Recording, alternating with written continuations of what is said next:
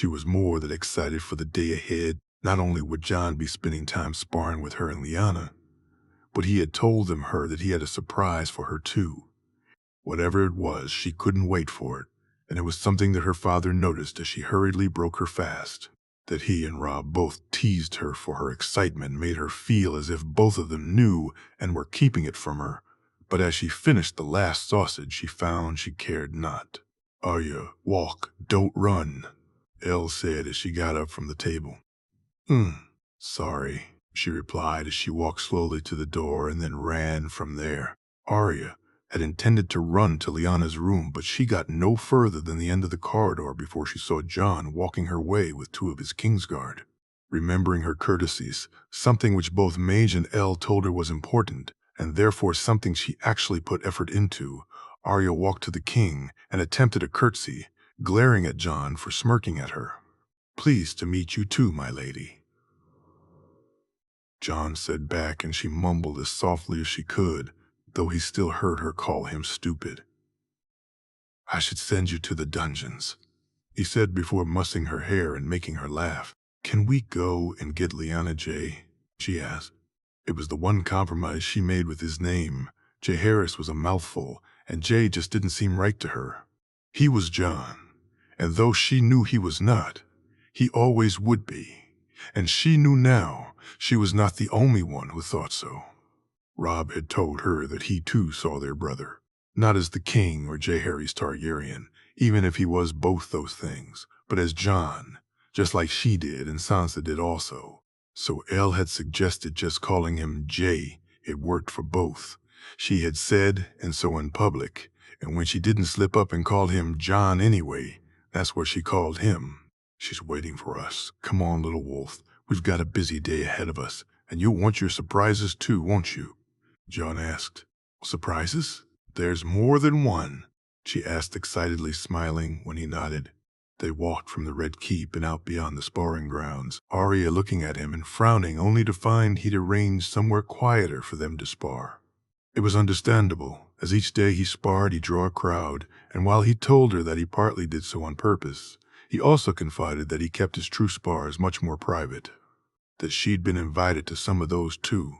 Was she new an honor, as only family got to see Jon spar then? There were others even more secret than those that she knew. No one did, and she had wondered about those often. "Lyanna," she said, grinning as she ran over to her friend who was standing by the weapons rack, her mace already in her hand, and Arya happy to see there was more than one mace there.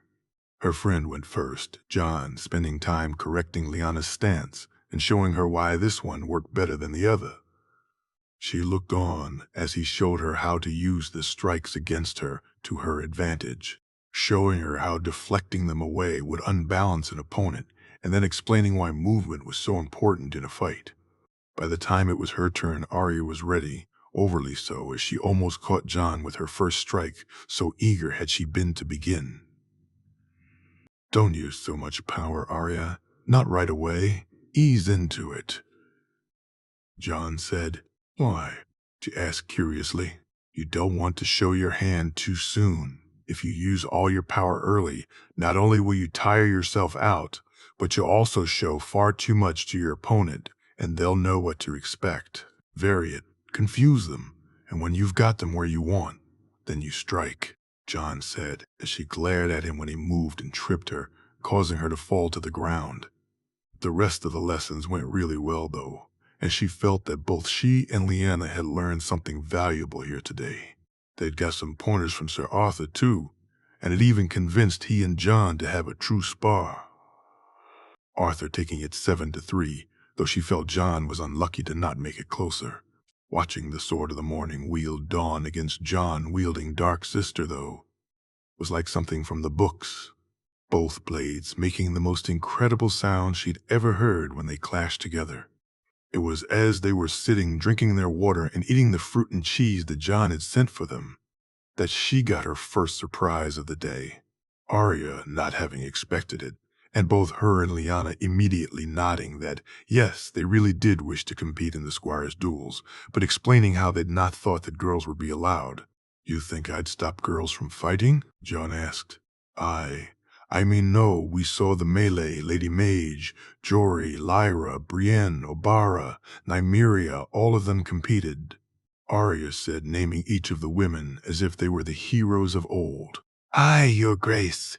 We've also sparred with Princess Daenerys, so we know that you'd not see girls as unable to fight. But the melee is not the squire's duels, and Reed thought, Lyanna said nervously before Jon smiled at her. Well, you thought wrong. Brienne was competing in them long before she took part in the melee.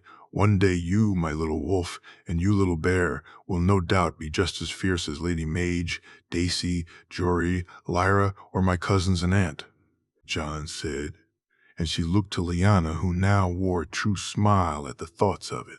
Jon told them the rules. They weren't being sent out to hurt their opponent, just to beat them. 5 points or yield, and he'd expect them to fight honorably and to accept their defeat or victory with grace. Both of them quickly agreeing to everything he said before Arya asked whether or not her father had agreed she could take part. She knew Lady Mage would certainly do so for Lyanna, and were her father not here, her too. She worried, though, that her father may not be as accommodating as Jon or Lady Mage would. I spoke to your father, and he agreed, as long as we would have this talk beforehand, Jon said, as she wished to hug him tightly for doing so for her, and would have if Lyanna hadn't been there. Lyanna, she soon found out, wasn't to be part of her next surprise, and she felt a little sad about that. She and her friend had grown more used to doing everything together than not. When she saw the dragon pit come into view, though she found that her excitement made her sadness retreat, for now at least. She was going to see a dragon close up. She was going to spend time with a dragon. As they entered, she saw Rhaenys, and was amazed by just how large and imposing she was. Also, surprisingly, by how beautiful she looked when you got closer to her. Her white scales were a far purer white than she'd imagined, and the blue under her wings was a deeper shade than the blue of the sky or sea. She was huge, incredibly so, Arya feeling ever so small when they walked towards her. But it was the way that her eyes looked at her, the deep, dark purple of them seeming to stare deep inside of her, as if she was taking her measure. She felt the warmth when she touched the scales and looked on as Jon leaned his head against Rhaenys' own, speaking what she believed was Valyrian to the dragon. Are you ready? Jon asked her, and she looked at him disappointedly, having hoped they'd spend more time with the dragon than this. Aye, she said, and he must have recognized her tone because he chuckled before looking at her. Arya, this isn't the end of your surprise. It's just the beginning of it. Now would my little sister like to go for a ride? He asked, raising his eyebrow. True? She asked, looking at him to see if he was japing with her. For true, he said, reaching out to take her hand in his. She wasn't nervous climbing up on the dragon, nor when Jon placed her in front of himself. No, she wasn't nervous at all. Not until Jon said another word in Valyrian and she felt the dragon's wings begin to beat. Still, despite that nervousness, when they took to the sky, she let out an excited yell, her voice lost in the noise of Rhaenys' wings beating against the air as they were soon flying from the dragon pit. Arya found herself looking down and seeing King's Landing completely differently. The Red Keep, the Great Sept, and even the dragon pit itself, all looking so incredibly small to her as they flew over them. After they had circled the city, she looked back at Jon, expecting that was to be the end of her dragon ride, only to find it was anything but. Rhaenys instead headed out to sea, Arya looking as even the pinnacle ships looked small to her from this high up. The dragon then continued to fly, and Arya found her eyes darting everywhere as she tried to see where they were going. Dragonstone, Jon said, leaning in close to speak into her ear. She'd only ever seen it in pictures, and she found they didn't do it justice. The large volcano, the dragon, something or other, and then the keep itself, the home of the Targaryens of old and Dany's home. Now she'd heard. Looking at it, she saw that it was actually designed to resemble a dragon, the keep from certain angles looking like a dragon in repose. And she wondered how they'd been able to do that. They soon flew over cliffs, and she then saw that the other dragons were there, resting, she thought. But Rhaenix's roar soon showed they were waiting for her. Before she knew what was happening, there were 5 dragons in the sky, and just seeing them all this close-up was something she could never have imagined. Sandorix's golden scales and Rhaegal's green ones looking so vibrant as they flew over her head, close enough that she thought she could reach out and touch them. Elegon's black and red making her look like the dragon was draped in that Targaryen colors, while Lygeron looked like fire itself when the sun caught his bronze scales. When all 5 of them roared, she felt as if her ears would explode, laughing loudly when they did so again. And then she watched as the 4 dragons headed back to Dragonstone, and she knew her day was nearly done. The flight back to King's Landing was over far too quickly, and she felt a bit of discomfort when she climbed down from the dragon's back. Jon once again going to speak to Rhaenix and Arya, thanking the dragon, and hearing her make a sound, which she believed to be a happy one. When Rhaenix took to the sky, Arya looked up to wave the dragon farewell, the smile on her face one she'd perhaps been wearing for more than an hour or more. "Thank you," she said, grabbing hold of her brother and holding him tightly, feeling here tears threatening to fall. "I love you, little wolf. You never need thank me," Jon said. "I love you too, Jon," she said, hugging him ever more tightly. King's Landing, 298 AC, Theon. Waiting for your execution was a funny thing he'd found, the thoughts he'd been having since he'd been told ones that he'd not expected.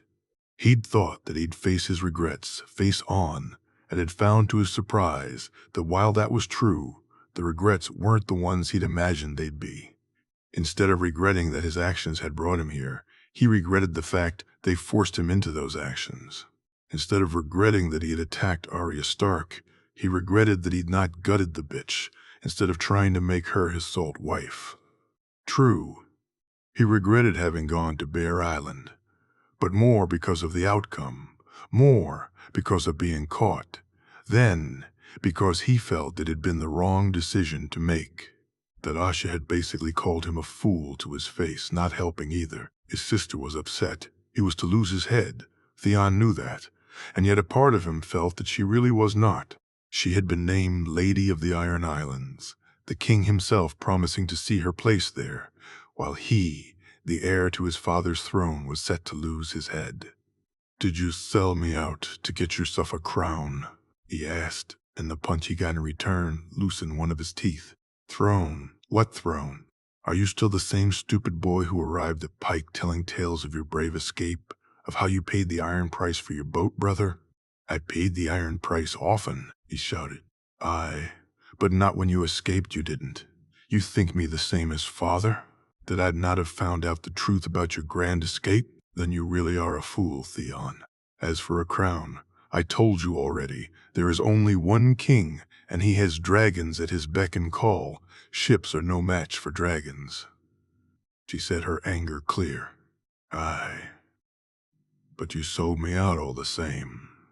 He spat, and the backhand she gave him did cost him a tooth. "Sell you out? Do you want to know what the king threatened me with? What he said he'd do to our people, to our mother? Sell you out? Even now I'd still think to rescue you were it not clear that my brother is a fool, and it would cost me far more than our heads to do so." Asha said as she walked to the door and banged on it, leaving without looking back as he sat down on the bed. She'd not been back either, and he found that hurt a little, even though it had been his words and deeds which had forced her away. He had thought about demanding a trial by combat, the idea of facing down and fighting a man for his life, something that appealed to him until he thought about it more clearly. Sir Arthedain, Sir Walder, or Sir Barristan. With his luck, it would probably be the king himself, and he knew he'd have no chance against any of them. Also, if he was being honest, the idea of dying in a fight scared him far more than the idea of losing his head. Only one of the two would be quick and relatively painless. Ever since the wolf bitch had unmanned him, it had been that way. The idea of facing someone with a blade in their hand was enough to give him nightmares. Each time he'd look down and see what remained of his manhood, Those nightmares would happen even while he was awake. So he'd accepted his fate, and his only hope was that Asha would change her mind, that she'd take the chance to free him, and they'd sail far from where dragons flew. It was a forlorn one, he knew, but the only one that allowed him to pass the days without completely breaking down. "You have a visitor." "You have a visitor," the guard said, and Theon looked up as the door was opened. He'd not expected to see Robb Stark. In fact, he'd hoped he'd never have to, but there he was, standing no more than 5 feet away from him. He looked good, prosperous. He'd filled out some and grown into what no doubt would be considered a handsome man by most. His usual smile that Theon remembered, though, was nowhere to be seen. The glaring he was doing was to be expected, though. It took him some time to speak, as if he was carefully considering his words before he opened his mouth, and when they came, they were as expected. "You were part of our family," Robb said angrily. Was I? "Or was I a hostage who was thrown to one side when the bastard came to visit?" "Our king is not a bastard, and you were. But why was that, Theon? Whose fault was it?" "Mine? You're saying it was mine," he said loudly. "Of course, it was fucking yours. You were welcomed as a ward, not a damn hostage. You behaved as if you were a fucking lord, or do you not remember that?" "I am a fucking lord," he shouted. "You're a fucking squid. All those tales about how brave your people were, about what fine warriors they were, you got beaten by a girl and lost your fucking balls because of it. You're lucky they caught you before I did," Robb said, his voice rising. "Lucky? You call this fucking lucky? Had I caught you then? I do. Grey Wind would have seen to your end, and it would not have been quick, Theon. I'd have seen to that. You were my friend once, I considered you as such, and yet you sought to harm my sister. When you get to your drowned dad, you look him in the eye and tell him what fucking happens to squids who dare attack wolves. You tell him, Theon, and you'll get to tell him soon." He watched as Robb banged on the door and left him behind without giving him another glance. Once he'd gone, he waited as long as he could before he broke down and began to sob. One day, many years earlier, he'd thought they'd be brothers in truth and not just by choice. Theon and Robb had both spoken of the same future. He as Lord of the Iron Islands and Robb as Lord of the North, joined in bonds of friendship and marriage. His friend's sister was always going to be a beauty. That much had been clear even then. Looking at her mother would only reinforce it, and he dreamt of joining their houses and of Sansa being his rock wife more than once. Another wasted dream, he spat, as he lay on the bed and faced the wall and faced whatever time he had left. Hours, days, weeks, moons.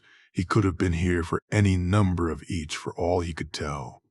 Each sunrise welcoming another day, and he'd lost track of how many he'd been held for. Not just here, of course. He'd been a prisoner ever since they'd found him screaming and shouting as he held what was left of what made him a man in his hands. Here, at least they treated him somewhat fairly, he thought. They fed him well, and he wasn't mocked or spoken down to each and every day. After breaking his fast, he was surprised when Asha came to visit, and gods knew how long since he'd seen her. His sister appeared to be in a more somber mood, and it didn't take him long to find out why. Theon not being able to respond when he found out he was to be executed on the morrow. "In front of everybody?" he asked, and she shook her head. "I don't know.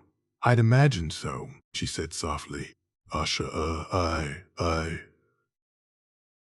he said shakily. "I know, little brother," she said, reaching out her hand to take his own. They sat there for some time, Asha not leaving or saying anything, and he was happy to see there were 2 meals brought and that he would get to have his sister sit and eat with him. The meal ended far too soon, though, and he watched as the plates were carried away. He felt her then, holding him tight, and he sobbed against her shoulder, welcoming the comforting feel of her arms around him. She promised to see his body was given back to the sea and to tell their mother that he died well, and then she left him alone once more. This time, The solitude felt even worse, and when the door opened once more later that night, he was glad of the company until he saw who that company actually was. Why Ned Stark had chosen to come to him, why he'd not just let him face the sword and die without having to look into his eyes, Theon knew not. What he'd come to say to him, though he imagined, wasn't far too different than what Robb had said. "Tomorrow you'll lose your head," Ned Stark said softly. "Aye, it's well deserved." He didn't respond. He knew it was, and there was no point in denying it to this man. Ned Stark of all people believed in just sentences for a man's crimes. What you did, what you tried to do to my daughter, were I to be the one to swing the sword on the morrow, then I cannot guarantee it would be clean. Ned said, surprising him. "No, I'd imagine you could not. Were we so bad? Was your life so terrible?" "Aye, eventually you got treated like a hostage. But before that, we treated you. I treated you as a ward, almost as kin." "Almost, but I was never kin, was I?" he said with some bite. "Of course you weren't. But had you behaved better? Had you not acted how you did? Then you may right now still be facing a future. Your sister is to be named as Lady of the Iron Islands. Had you been more worthy, then you'd have been named Lord. But instead, I'm a Reaver, Lord Stark. It's in my blood. I was born a Kraken, not a wolf. I could never have been what you wish me to be." "No, I suppose you could not," Ned said, turning to walk away. Theon waited until he got to the door until it was opened, and Ned was just about to walk through it. He looked up and tried to say the words, finding them hard to come to him but thankful when they did. "I'm sorry," he said far more softly than he'd wished to. "Aye, so am I, Theon," Ned Stark said as he walked away. He didn't sleep that night, nor eat to break his fast the next morning, the meal arriving at the crack of dawn being a clear sign that he was not to see much of this day, and it was enough to remove any appetite he had. Dressing in the clean clothes that were provided for him, he was then led from the cell, and soon enough found himself being led up some stairs. Dressing in the clean clothes that were provided for him, where they were bringing him, he could only imagine thoughts of the dragon pit or the tourney grounds fresh in his mind, only to find it was to be neither, nor was it as public as he expected. And while the lords of the North were there were very few lords of the South present at all. The block was, though, and when he looked at it he felt his legs begin to give way, felt his courage begin to desert him, and he knew he was on the verge of shaming himself and his house even more. The voice came to him, though, the words something he'd heard many years earlier, words that had been spoken to him by a man who, for a time at least, had been more of a father than his own had ever been. A man who now sat with his family looking on as Theon found the strength to walk to the block and accept his fate. "Can a man still be brave if he's afraid?" he asked as he, Robb, and Ned Stark sat in the wolfswood.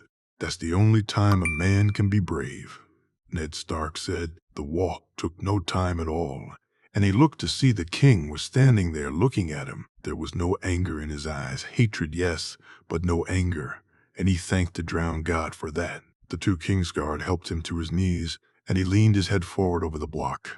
When he heard the sound of the sword being removed from the king's back, he hoped the blade would be sharp and true, happy to see the shimmers that marked it as Valyrian steel. "Theon Greyjoy, you've been found guilty of oath-breaking, reaving, and attacking one of the 7 kingdoms. You've been found guilty of the attempted rape of Arya Stark, and are brought here to receive your just sentence. I, Jaehaerys Targaryen, the 3rd of my name, King of the Andals, Rhoynar, and the First Men, Lord of the 7 kingdoms and Protector of the realm, do sentence you to die. Do you have any last words?" the king asked. He shook his head and looked to see Asha sitting looking his way with tears in her eyes. Closing his own, he waited for the sword to fall and tried not to let the images that were flashing in front of his eyes overwhelm him. He was playing in the courtyard of Winterfell with Robb, listening on as Sansa spoke of knights and heroes, laughing when Arya grabbed an extra dessert, and looking on as Bran climbed the broken tower. He saw the smile as he looked to the Bailey after he hit the target dead center. The proud look on that long face, and the gray eyes sparkling as he did so again, and then he saw nothing at all as the sword took his head. King's Landing, 298, AC, The Squire's Duels, Daisy. She smiled as she looked out on the field. Jay had asked Marjorie to try and replicate as best they could the arena in Lannisport. That they'd done such a decent job of it without actually building something more permanent was an incredible feat. Daisy was perhaps the fourth most excited person in the crowds that were waiting for the duels to begin. Kevin was eager to see Martin compete, his son having become more and more talented over the years. Her mother wished to see Lyanna and Arya take part, as did she, and Jay looked so very different from how he had during the melee. The sullen, jealous look that he'd worn when Oberyn and others had fought was replaced now with the eager, more excited one of a young boy. That some of those competing meant so much to him was part of it, she knew. Walder had just about managed to miss the cutoff point. He, Willem, and Martin all were set to compete. Arya and Lyanna too, she'd been pleased to hear. Tommen would be taking part in his first ever competition also, and as they were all let out, she could see that Jay wished he was down there with him and the others. Something she pointed out to Jaime as he held Joanna and looked on. I know. I actually had to tell him that he couldn't squire for them, Jaime says he. Joanna picked one of the berries from the bowl he held in his hand. Who did he wish to squire for? She asked curiously. All of them, Jaime said with a chuckle. I speak no lie, and as much fun as it would have been seeing the king run around after each of them, I had to tell him he could not.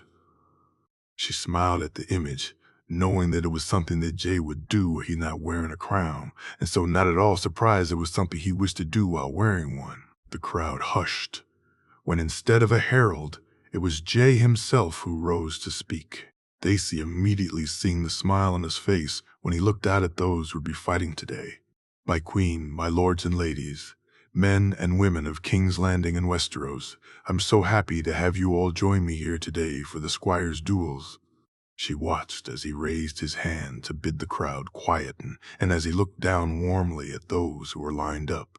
When I was a boy, my Lord Hand was the very first to hold a squire's dueling competition. His words to me were somewhat the same that I'll offer to each of you ready who are here to compete. You are the future of Westeros, its future lords and ladies, its future knights of the realm. Fight with pride and honor, and know that there is no shame in defeat. And while there is glory in victory, each of you will learn valuable lessons today. Be brave, be strong, and give it your all, and know that your king is proud of each of you.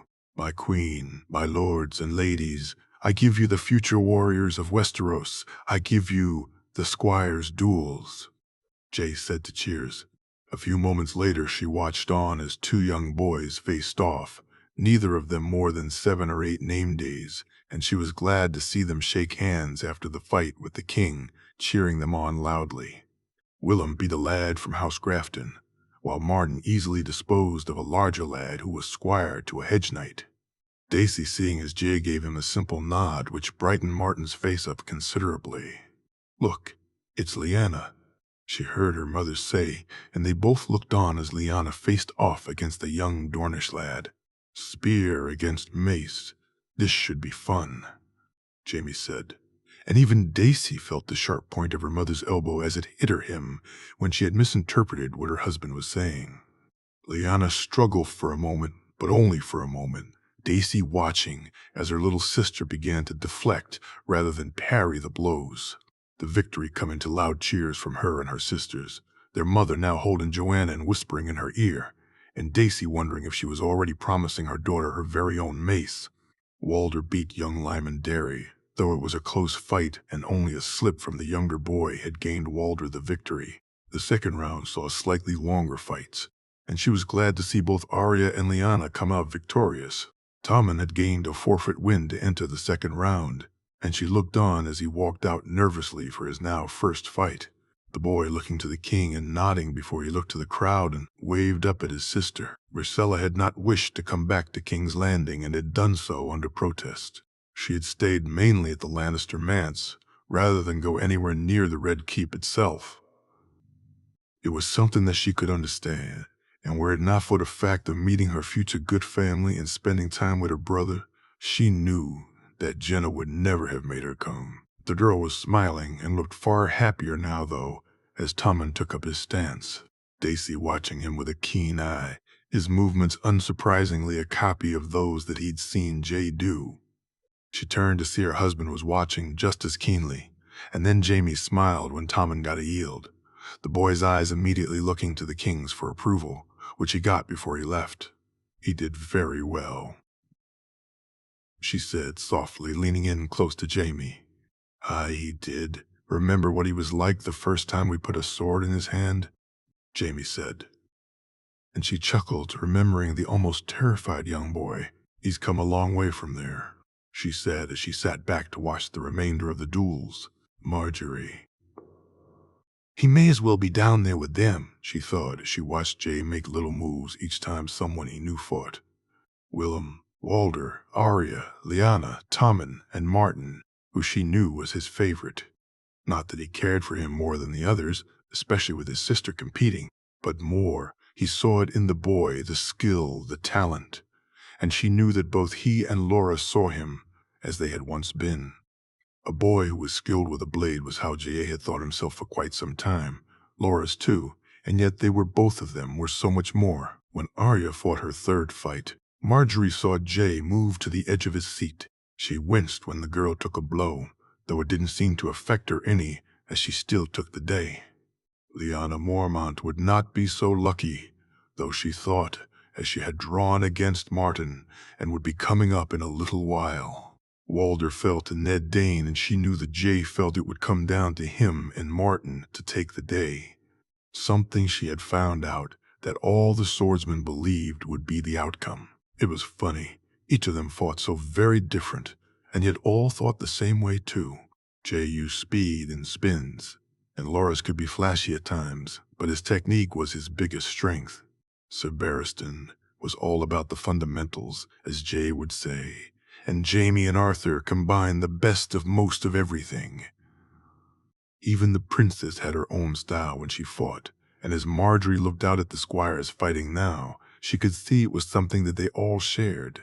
Whatever attributes they had as young boys just starting out seemed to get worked on to make them better when they grew to be men.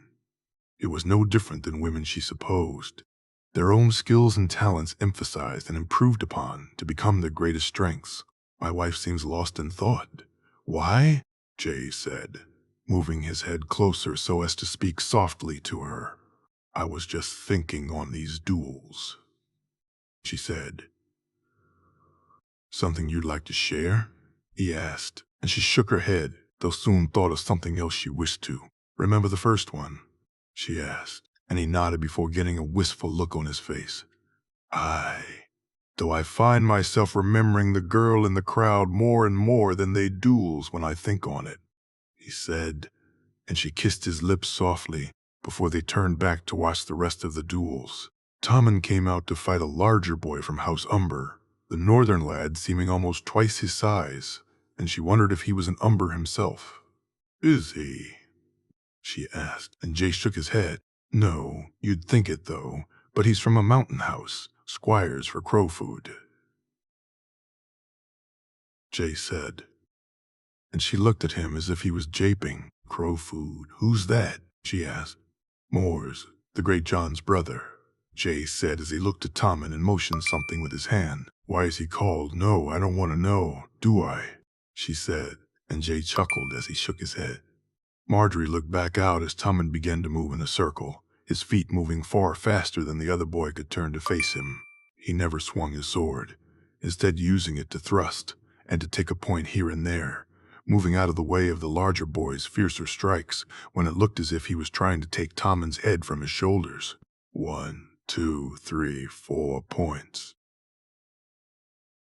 Tommen took without reply before he stopped to spin, and she turned to see Jay lower his head and close his eyes. When he opened them, the large boy was standing over a fallen Tommen.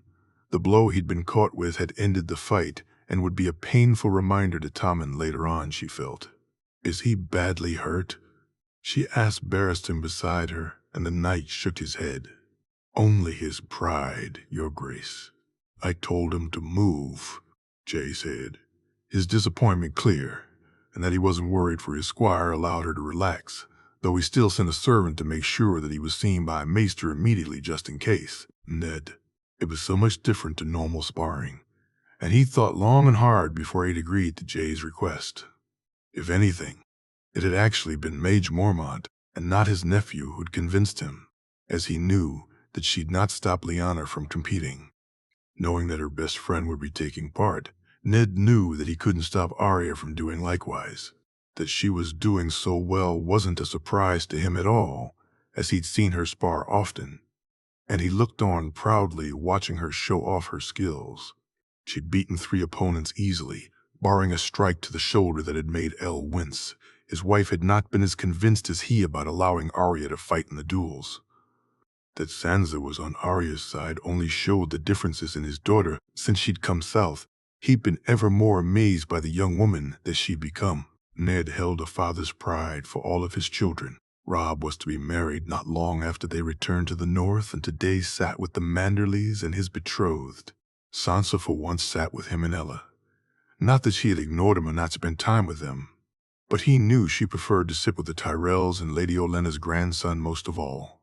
The new master of coin was a good man according to Wyman. Both of them soon to set off together on a trip to Bravos to gather some coin that had once belonged to the Golden Company or something of that nature. "Look, father, it's Lyanna," Sansa said, and he looked to see Lyanna Mormont walking out beside the young Lannister lad. He soon caught a glimpse of Arya standing at the gate looking on, and he smiled before he looked down to where Mage and the other Mormonts sat with proud looks on their faces. Should she win, then, she'd be in the final 8, only 3 more matches from victory, though he knew she'd have her work cut out to do so. Ned saw the little nod that the Lannister lad, Martin, gave to the king, his nephew having nodded to the boy as soon as they appeared. It made him look on even more eagerly at the fight to come, now keener to see just what the boy could do. Martin moved quickly, and when Lyanna tried to deflect his blow, he spun away and then into her, catching her on the arm before moving away. The second strike was just as fast, this time to her leg, and though he didn't hit either of them with all his strength, Ned could see they hurt all the same. He easily parried Lyanna's own blows, and then when she reached too far, he caught her with a riposte and another blow as she tried to back away. 4-0, and it had taken him less than a couple of moments to do so, Ned finally seeing why Jaehaerys seemed so eager to acknowledge Martin when he'd entered. The end came at the cost of a point, Lyanna catching him with a double feint, and though he had caught her with a strike in return, Ned could see the annoyance on his face. Soon enough it was gone, though, and Martin and Linnea shook hands, both of them speaking to each other as friends when they left. Looking up to where his nephew sat, Ned could see a small smirk on his face, though it was one not shared by the Mormonts as they looked more disappointed than irked at Lyanna's loss. Loras, watching the squire's duels, was for some reason far more exciting to him than the melee had been, and at first he didn't know why. He had known people competing in both. 3 of his Kingsguard brothers took part in the melee, along with some others that he knew. While in the squire's duels, he had Jenna and Kevin's boys, along with Jay's sister and her friend. So it hadn't been that which had made it so much more exciting for him to look upon. Instead, he was starting to think it was simply watching those compete and reflecting upon the times when he and Jay had competed in them too. Looking out as Martin beat the young Mormont girl, Loras was taken back to watching Jay fight while he stood on the sidelines at Lannisport. When it came time for Jay's sister to fight once more, he looked to see his friend was looking on eagerly. Arya set to face Ned Dane, and Loras sighed at that, knowing the girls' day was done. As they took up their stances, Loras looked to Arthur, who was looking on just as eagerly as Jay was. How the Sword of the Morning managed to do it while also being able to keep an eye out for threats was beyond him, Jaime having told him that perhaps Arthur and Barristan were the only two who could do so easily. Not that there were any threats to Jay or Marjorie here. His friend and his sister were already well on their way to being loved by the small folk, and would soon be loved for true. Loras having listened in to some of the plans they had to make the lives of the people even better. He looked on as Ned Dane took the first point. The boy's sword was like an extension of his arm, and he knew that a lot of that was down to pure, simple, natural talent. Lord Beric was a decent blade, and Thoros of Myr a very good one, even without the fire, but neither were as good trainers as Jaime or Arthur, he'd wager. Yet the young Dane lad had still come along far more than another would have under their guidance, far more, he thought, when Ned took a second point. The boy was not to have it his own way, though, as Arya took a point off him before he took the third. Loras, looking on even more eagerly now, as he glanced to see Jay doing likewise, whether it was the unorthodox way Arya fought, or that Ned had underestimated her. Or maybe simply they were getting more used to each other. The fifth point took a while to be won, Arya blocking every blow that Ned aimed before catching him on the shoulder. Even Loras winced, and he looked to Jay, who'd moved a little forward in his seat, his king sensing an upset, no doubt. Arya took the sixth point, while Ned still recovered from the blow, although once he had, the boy was far more precise in his movements and strikes, eventually breaking through Arya's defenses to gain his fourth, and then the winning point, with a beautiful thrust that even he would have had difficulty avoiding. Loras watched as they shook hands, Arya's frown at losing soon being replaced with a smile as they headed to the back. When he looked back at Jay, he saw him sitting back in his seat, a small smirk on the king's face as he looked to where the Starks sat. Loras turned to look at Arthur, who wore the self-same smirk, both of them proud of their kin for the fight they'd just given. The next fight was far less exciting, Willem not doing as well as his brother and losing to a young man from the north, and then Tion was beaten by a young Stormlander.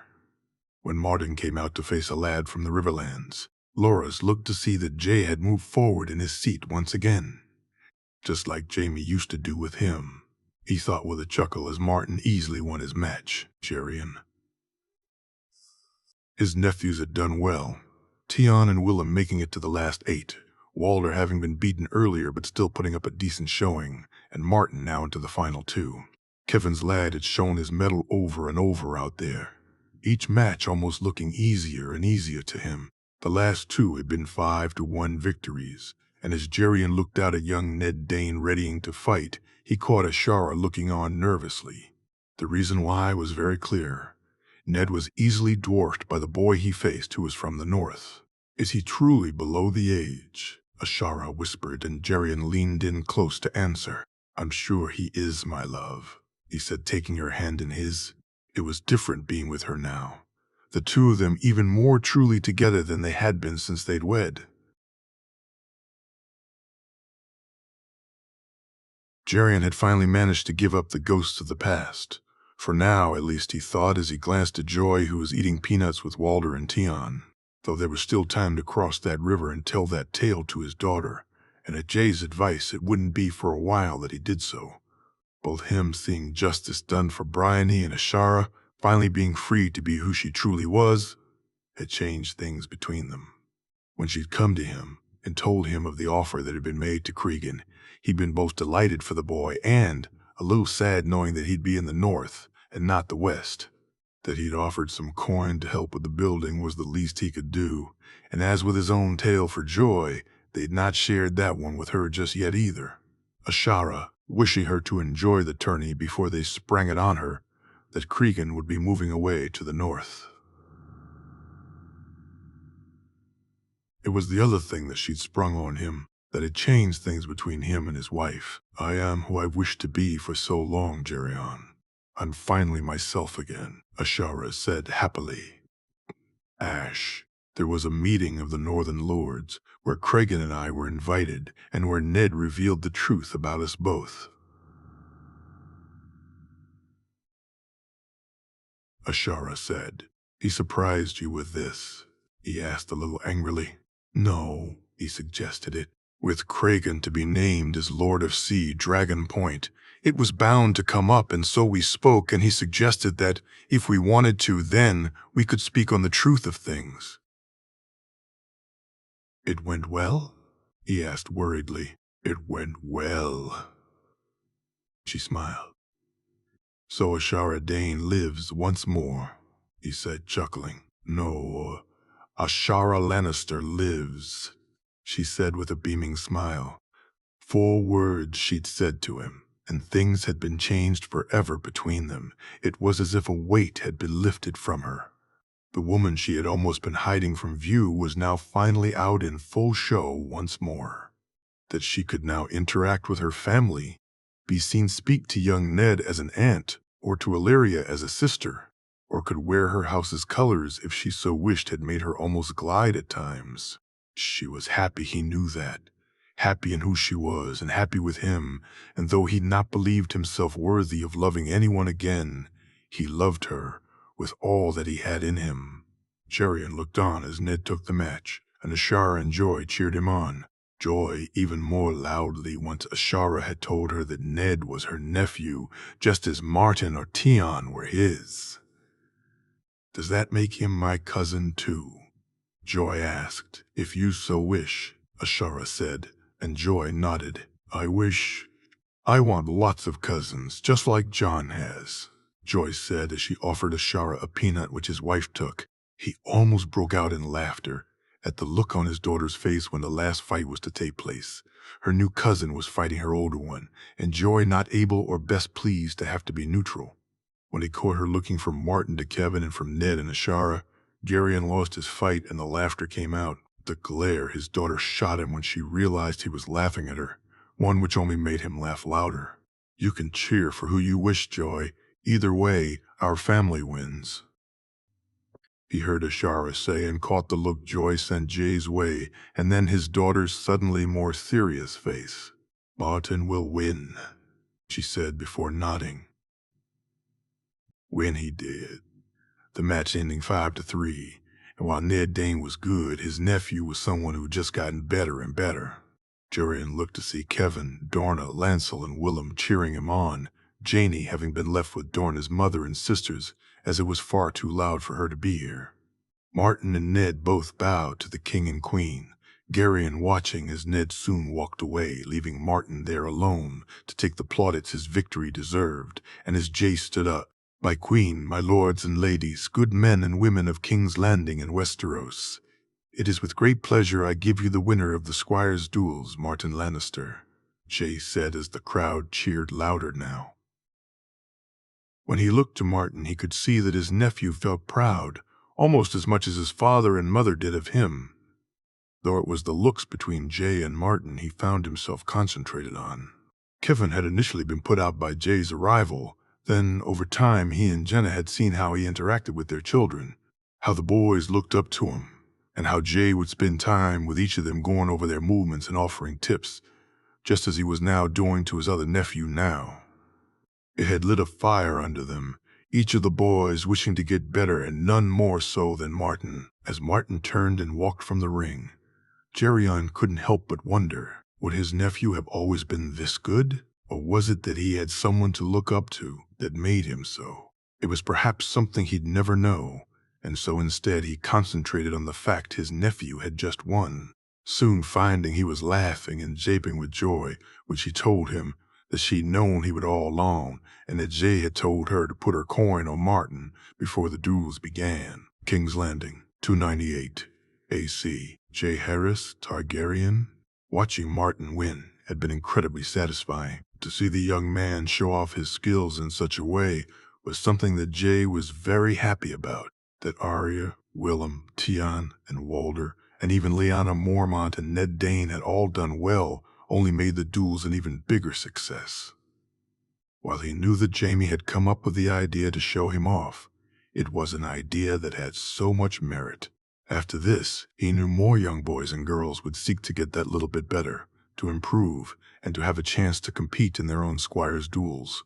That over time, the more they held them, the more others would do so too, and that could only be to the realm's benefit, he thought. which led him to things which most certainly were not events in the Vale. He'd had ravens sent to all the major houses, the ones not presently here, and of course to the Eyrie. The scrolls they carried naming Lord Jan as Warden of the East and Lord of the Vale, and the one to the Eyrie calling Harold Harding to account. Come swear fealty, and be named as Lord of the Eyrie under certain conditions. Do not, and suffer the consequences. It wasn't a request, it was an order and one. He wasn't sure how it would be taken. Harold Harding, though, was not where his mind was really at in relation to the Vale, though, and he wondered when Richard would receive the news. His master of whisperers had a way of communicating even more quickly than simply using ravens. It was something he'd not shared with him, and truthfully not something he needed to know. All that mattered was Richard could learn and move news far faster than any apart from maybe himself. Certainly on this he had him beat, as he already knew what had happened and who was being brought to him. Something he knew he needed to share. "You don't seem happy, Jay," Marjorie said as the carriage headed back to the Red Keep. "Why?" he said distractedly, having not heard her right. "I say my husband doesn't look as happy as I'd have expected, especially considering his favorite won the duels." "Martin is not my favorite," he said, seeing Marjorie smirk. "Good, I'd hate to think what Arya would do to you if she thought he was," Marjorie said, and he chuckled at the thought of it. "As would I. I'm just a little distracted. We'll talk when we get back to our rooms," he said, taking her hand and bringing it to his lips to kiss it softly. What they were to talk of was a tricky subject, as he still wasn't sure what he'd do with the woman who'd sent men to kill him more than once. The king in him demanded her head, almost willed him to take it, that voice getting louder each time he thought of her. The man who passes the sentence should swing the sword. That voice had been shouted down, though, just as the one which had commanded him to take Doran's head had been. There was another, darker voice he heard, one which had been speaking to him for a long time, and one he knew was how he truly felt about those who wronged him so completely. She doesn't deserve a clean death. She is the reason that Alirs lost his life, his wife. His children had to grow up without a father because of her hatred. Her family almost ended your own, and she'd have seen that their work was done. That voice spoke only the truth. Hoster's ambition, Lysa's anger, Catelyn's hatred. Each of them had played their part in costing him almost everything. His mother, his father, even him. All of their blood would have been on their fishy hands if they'd had their way. So it had been that voice that he'd listened to. That voice that had helped him to form a plan, and then events which had allowed him to modify and make the necessary changes to that plan. Doran had died far too quickly, and though he'd not suffered nearly enough. His heart giving in long before his head did, and he'd soared. He'd not make the same mistake with Catelyn Tully. Doran had almost taken Marjorie from him. Catelyn Tully had almost taken him from her. Both of them were just as guilty as each other. "We're here, Jay," Marjorie said, looking concernedly at him. Jay trying his best to smile reassuringly, and only halfway succeeding. He walked with his wife through the corridors into their room, ostensibly to ready for the night's feast, though he was already growing weary of them. That his uncles, all of them, took great pleasure in his annoyance, only making him dislike the feasts, and at times his uncles that much more. No wonder the stag got fat and drank a lot, he thought as he took off his tunic and opened his shirt, giving out a small laugh at the relieved sigh that came from Marjorie when she took her shoes off. "Give me," he said, moving over to her and seeing her smile as he took one of her feet in his hands. She closed her eyes as he began to rub her foot softly, a small contented moan coming from her as his hands did their work. Once done with the first one, he took the second one and repeated the process, Marjorie leaning back on her elbows while he worked out the stiffness and hurt from her delicate feet. "That feels so good," she said when he finished, and he smirked when she wiggled her toes. "I'm glad to be of service, my queen," he said, getting up and walking over before filling her a glass of juice and bragging it to her. They sat there drinking the juice for a few moments. Marjorie eager to hear what had made him so distracted, and Jay trying his best to figure out how to tell her it. In the end, he decided that simplicity was the best option, and so he just came right out with it. They captured Catelyn Tully in Gulltown, he said as he took his wife's empty glass and laid it down on the table, standing there with his back to her as she sat on the bed. Littlefinger, she asked. On a ship to Essos, Bravos to be more precise. He got away, how, I thought, Richard. They didn't factor how much of a craven Littlefinger truly is, nor what depths he'd sunk to, he said with a note of disgust. Depths? He was drugging his new wife almost daily, laying with her in that state too. I think he was long past caring for the woman, and was using her, thinking her a shield. He said, the words some he'd picked up from the Eagle, and some form other things he'd warged into. What do you intend to do about him? She asked curiously. Oh, don't worry about him. Willis and Wyman won't be going to Bravos alone, he said with a smile, and she nodded. Catelyn, she asked, and he shook his head. I need to tell my uncle, and to speak to Robb, Sansa, and Arya about her. She's their mother, and I can't do anything publicly other than sending her to the Sept or the Silent Sisters, he said, shaking his head. She should lose her head, Marjorie said angrily. Marge, no, Jay. She should lose her head. She tried to kill you. How would you think were it me? Would you not wish her dead? Would you not demand her head?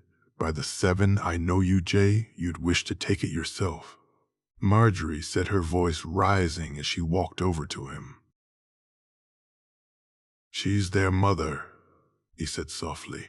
He felt her arms come around him, her chin on his shoulder, and she leaned against his back, Marjorie then making it clear that though she was comforting him, she didn't agree with him about Catelyn Tully's sentence. Who tried to kill my love? Marjorie said, her lips now closed his ear. I wish her dead, Jay, for daring to try such a thing, for even considering taking you away from me. I know she's your sibling's mother, and I know how hard that makes it, but I wish her dead. My family would also. And you know Jaime would tell you the same thing, Dany, Tyrion, Shiera, even Aemon, I'd wager, would all tell you to take her head. He knew she was right, and he turned to her and looked into her eyes, knowing that he could tell her the truth about what he planned, and she'd be behind him completely, that he could tell her about the dreams and the thoughts he put in Catelyn's head, thoughts that only added to the ones that were there already. Fear was an incredibly powerful thing he'd found, something everyone shared, and once you looked deeply enough into someone, then you could find out what they were truly afraid of. Jay had done that with Catelyn and found that what she feared most of all was him, so he'd used that against her. He'd set the spark within her that he was coming and that nothing she nor anyone else could do would stop him or save her. He'd set that spark, and then he'd let it grow, and all he needed to do was add a little kindling to the fire each time to make it burn brighter than even the sun. What he was doing was monstrous. He knew that. To strip away the layers of a person's mind, to use their fears against them and slowly make them question everything. He knew Catelyn had barely slept, so fearful was she of her dreams, and yet not once did he feel a monster for doing that to her. Looking at Marjorie, he wondered if she'd think him one should he tell her. Was it something that you kept to yourself or shared, and didn't he promise her that he always would share with her? Together, always, he thought as he kissed her. I can't take her head, Marge, not publicly, not as far as my uncle or family know. I've known that for the longest time, but you're right. She has to die, and for what she did, for what she tried, I don't wish it to be quick. Eh? She tried to take me from you, my love. So let me tell you what I've taken and will take from her, he said as he began to tell her everything. For the sheer amount of tourneys she'd attended in her life, it was remarkable how much she still enjoyed them. The joust most of all, though it brought her sadness too. Each time she looked to Willis, she'd think of what could have been if fate hadn't intervened. He'd have been equal to his brothers of that, she had no doubt, either with a sword in his hand, or as Laura's was right now with a lance in it. Olenna, cheering on as her grandson easily dispatched his second opponent before she turned once again to the one who sat looking on. That Willis only took pleasure in watching his brother compete showed just how true and good her grandson truly was. His own dreams of crowning the girl she now knew he cared for, perhaps even loved already, would have to remain just that. Yet Willis sat and clapped and cheered as enthusiastically as Marjorie did when Loras unseated the knight from House Banfort. It made her even more determined to see that his other wishes regarding Sansa Stark would come true. This meant that she needed to speak to Jay and Marjorie before she even considered approaching Ned Stark. If it were for any other reason, then she may not even approach the king today, as each time she looked at him other than when Loras or one of the king's guard or his cousin rode, Jay looked to be miserable. Had she not known the cause of that misery, then Olenna wouldn't have arranged for a private lunch with Jay and Marjorie today and instead would have left it for another day. But she knew exactly why Jay was in such a mood, and it was no wonder that he and her grandson had become such good friends, boys, and their games, and need to prove themselves. As the next two knights charged at each other, Olenna found herself looking once again at Sansa Stark and liking what she saw even more. When she told Allery about her talk with Willis, her good daughter had been more than pleased. Her own time spent with the girl having quickly brought her in favor with Allery, just as it had with herself, Mace, Marjorie, and almost all who'd met Sansa Stark. Given she was just 2 and 10, it was clear that she'd be a lady to be reckoned with in the future, and was exactly the kind of one that she'd wish to see as the Lady of Highgarden when she was gone. "How many more of these blasted things are there before lunch?" she asked irritably, though she was anything but. Still, she did have a reputation to live up to. "I believe Robb Stark and Sir Arthur both have their matches to come, Mother," Mace said, and she sighed over elaborately to let everyone else know she was still who they expected her to be. It was something that was becoming harder and harder to pull off, she had found. The idea of an irritable Queen of Thorns who you dared annoy at your peril, one which didn't fit with who she was right now. For so long she'd been aiming to see her family settled, to place her granddaughter on the throne, and to see Willis in a position that recognized his worth. Even to see him wed, though that was something that had taken a back seat to Marjorie's own marriage prospects in her eyes most of the time. Now it was almost all done.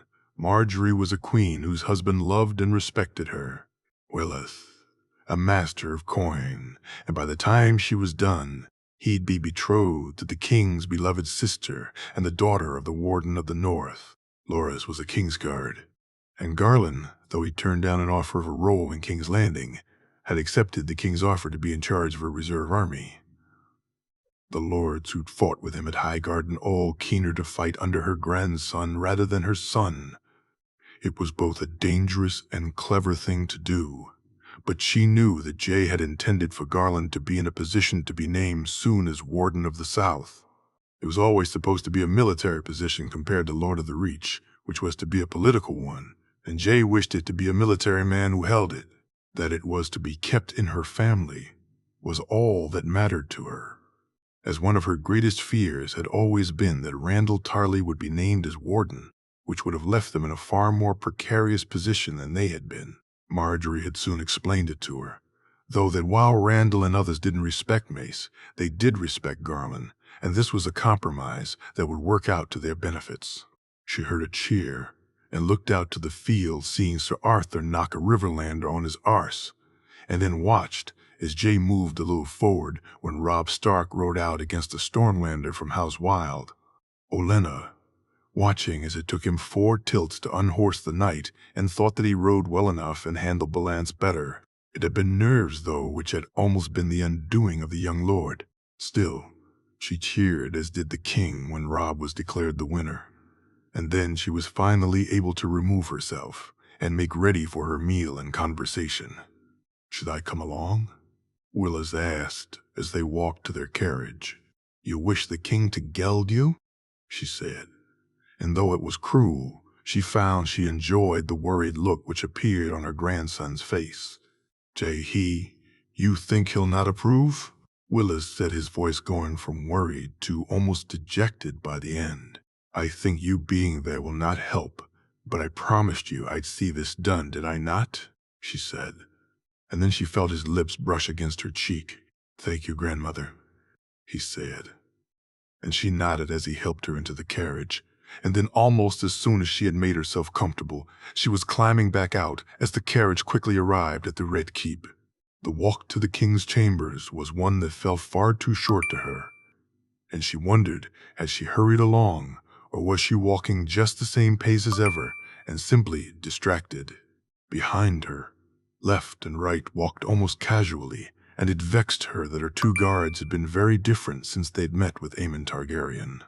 That she knew not what had been discussed was still something that displeased her greatly, as did the amount of time they now spent with Sir Walder and with Brienne of Tarth. She'd briefly wondered if her guards were being poached from her, only to find out it was Sir Robar Royce that was being eyed up as the newest Kingsguard. And either of them. But it was a problem for another day, she thought, as she saw Sir Walder and Sir Richard Horp standing guard at the door. Their graces are expecting me, she said. And Sir Walder nodded and smiled, not at her but at her guards behind her, Sir Richard Horp knocking and then bidding her enter. Inside the room she found Jay and Marjorie sitting closely together, the smaller table being where they were to have their meal, and Olenna both preferred it, and yet wished it was the larger one they sat at. She took her seat and the meal soon arrived, her granddaughter looking at her all the while, and she cursed that Marjorie knew her mind so well. As for Jay, he seemed oblivious to the hidden meaning of this meal as he ate, japed with Marjorie and made small talk with her, and through it all her granddaughter looked her way more than once with a knowing smile on her face. Perhaps it's for the best if you come right out with it, grandmother, Marjorie said, and Jay looked to his wife before looking to her. I'm here to speak to you both about a betrothal, she said, and rolled her eyes when Marjorie smiled even more. Willis and Sansa, her granddaughter said, and she swore Jay did an almost passable impression of Mace as he looked at them both open-mouthed. What? You cannot mean to? He said, though she was glad it was shock and not anger he spoke with. I'd have them wait, your grace, but I seek your support before I go and speak to your uncle about matching them both. No, Jay said, and she went to speak only for Marjorie to do so for her. Jay, Marjorie said. No, I'm sorry, Lady Olenna. I like Lord Willis, truly I do, but he's too old and my sister is too young, far too young. I'll not force her to marry, nor will I allow anyone else to do so, Jay said determinedly. Jay, that's not, Marjorie began, before Jay interrupted. I said no, did I not? And I meant it, Marjorie. I'll speak no more on this, Jay said, getting up and walking from the table as Olenna looked to her granddaughter and was relieved to see she was smiling. Brothers, Marjorie said, rolling her eyes affectionately. He will come around. Willis truly wishes this, Marjorie asked. He does, he said. Leave us. I'll speak to Jay and then speak to you later, grandmother, Marjorie said as she got up from her chair. Thank you, your grace, she said, smiling as she did likewise. She left the room and found Sir Walder and left and right to be deep in conversation, and after they joined her, she walked back to her own room before heading back to the tilt yard. The rest of the day's jousting carried on uneventfully. Other than the looks that Jay now gave, Willis, Sansa, and even herself were far more frequent than he gave to the field. Olenna could see that he barely even acknowledged Loras, Sir Barristan, and Sir Arthur's wins, and would have left before the end, and only that it was Robb Stark who rode actually made him stay. Willis wasn't unaware of the looks he received either, and he looked her way worriedly more than once, Olenna having to admit that she found it all so very amusing. She tried to reassure her grandson with her own looks, and when he looked to Marjorie, she caught the small smile on his face at his sister's own reassurance. Unluckily for him, so did the king, and Olenna had to bite her lip to stop herself from laughing aloud. The glaring that Jay did at her grandson only increased after that, and she swore that the one time that Willis's hands touched Sansa's own, the king nearly rose to his feet. Later that night, as she readied for bed, the knock came on the door and she opened it to find Left standing there with her granddaughter. Marjorie looking almost ready for her bed, and yet she'd come to her, and that could mean only good or bad news. Olenna prepared herself for both. Then, seeing her granddaughter smile, she felt it was to be the former. If it's what Sansa wishes too, then you have the king's approval, support, backing, and bloody orders if that's what you require, Marjorie said, chuckling loudly. Jay's words. She asked with a smirk. Eh? Jay's words, Marjorie said, and Olenna hugged her, thanking her once more. Now I had best get back to my bed before my husband loses what little is left of his mind, Marjorie said, turning to walk away. Did he really take it badly? She asked worriedly. What? Oh, gods, no, but we fought until he realized he was being a fool, and we've not yet made up properly, Marjorie said with a twinkle in her eye and a grin on her face. Olenna smiled herself as she took to her own bed, knowing how happy and content they must be if they fought and made up just as she and Luthor had often done during her own marriage. It had been what she'd hoped for and wished her granddaughter would find, and what she'd worried that she never would. That she'd done so on her own, and without her help, only showing that she was everything she'd ever wished her to be. King's Landing. 298 AC. Jaehaerys Targaryen. He had sent the note the night before and asked her to join him today. The need to hear from her own lips what she wished for leaving him with no other choice. It wasn't that he didn't believe his wife, and on this, after all, she was clearly thinking with a clearer head than he, but he needed to hear it from his little sister, or to hear it clear enough without letting the cat out of the bag. And he also wished for another day with her before he had to tell them all about their mother. The thoughts of that conversation to come were not ones he liked to dwell upon. The argument he'd had with Marjorie over Sansa and Willis was long and drawn out, and it took him right to the very end of it to realize just how foolish he was being, her words not resonating with him, and not allowing him to see the simple solution that she finally presented when he couldn't get there alone. Instead, he'd been so shocked by what Olenna had said, by what she'd requested, that he'd taken it in entirely the wrong manner, seeing it as a forced political marriage when it was anything but something. His wife, his own eyes, and time finally allowed him to understand. No, I'll not speak more on this. I've made my decision, he said after Olenna had left and Marjorie came into the room. So, you'll decide on her future then. Is that not worse than what you think is trying to be decided here, Jay? Marjorie said back, her voice far calmer than his own. Don't compare me to my grandfather, not when it's others who wish to have me do what he did, he said angrily. I'm not comparing you to Eris, Jay. I would never. Marjorie said, and he looked at her. I was talking of my other grandfather, but he did it too, and no, I'll not be either of them. Jay, it's not like that. No one is trying to force Sansa to wed, Marjorie said frustratedly. No one will ever force any of my family to wed. No one, he said, leaving no room for doubt. He looked as Marjorie sighed, and as it seemed as if he'd opened a door to another argument. Whatever it was one she didn't wish to have, now he was glad to see.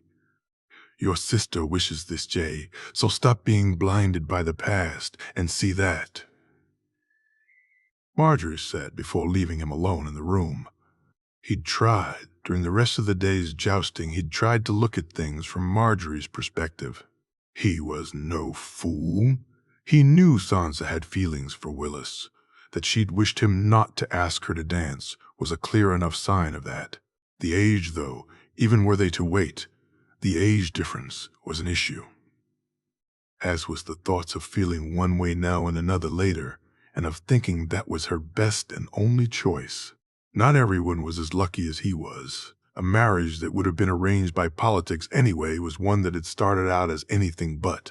He'd fallen for Marjorie long before he truly considered the fact that she was the best and only choice for his wife.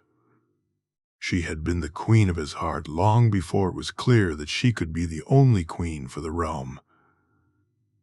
If she had not been, then the chances were they'd still have been matched and put together, and though that was the way of the world, and he'd have accepted it as so, what was the point of being a king if you couldn't allow those you loved to find their own heart's choice too?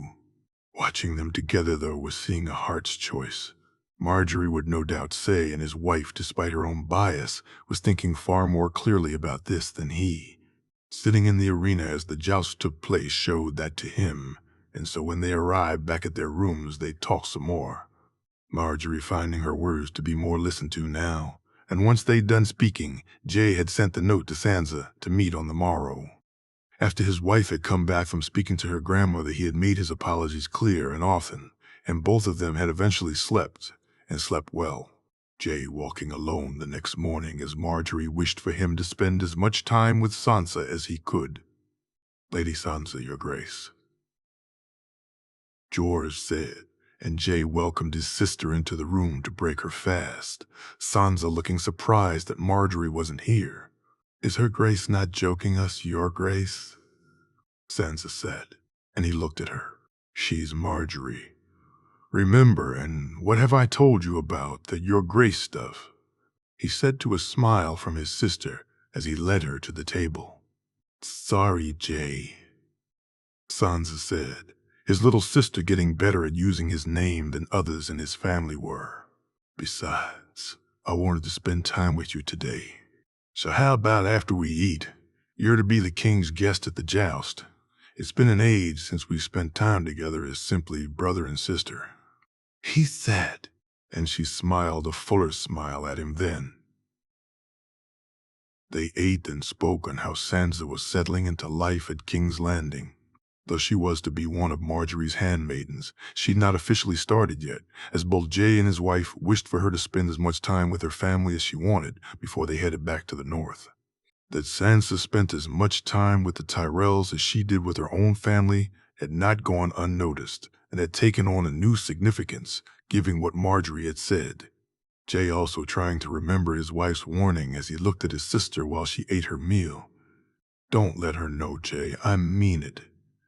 I wish my brother or her father to be the one who speaks to her on such, not her overbearing brother." Marjorie said, "I'm not overbearing," he said defensively. "Moon, please." Marjorie snorted. "My brother spent the night fearing the wolves or dragons were being sent after him." He had chuckled at that. The idea of Willis being scared about what he would do to him was laughable to him, especially when, if he should be scared of anyone, it should be his wife. Jay knowing that she would hurt him even more than he if he ever did anything to harm or hurt Sansa. Still, he needed to know how Sansa felt, and so he'd spent most of the morning since he'd woken coming up with and looking for ways to find out how she truly did. The first of them being the easiest, and one that he knew she certainly knew nothing about. "After the joust, I thought we could go on a walk together, just the two of us.